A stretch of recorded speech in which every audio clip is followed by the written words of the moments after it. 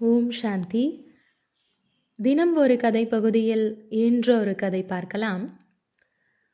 ஒரு குழந்தை வீட்டிற்கு ஓடி வந்து, அம்மா அம்மா, என்னை புலி துரத்துகிறது என்று கூறியது.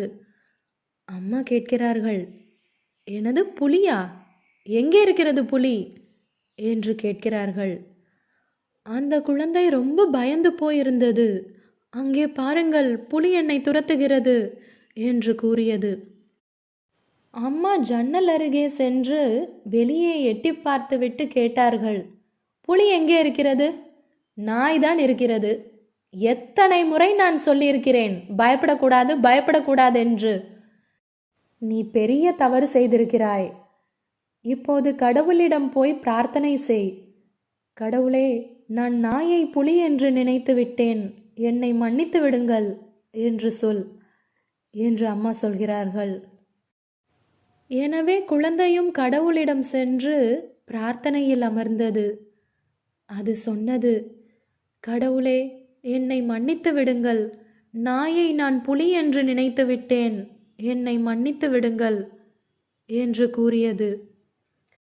திடீரென்று கடவுள் பேசினார்.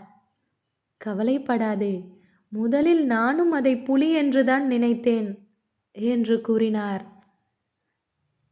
எனவே எப்போது உங்கள் உள்ளம் தூய்மையாகவும் தெளிவாகவும் இருக்கிறதோ அப்போது நீங்கள் கடவுளிடம் பேசினால் அவரும் உங்களோடு பேச ஆரம்பித்து விடுவார். அந்த குழந்தை கள்ளம் கபடமற்று பிரார்த்தனை செய்தது. கடவுளிடம் கூறினால் கடவுள் மன்னித்து விடுவார் என்று.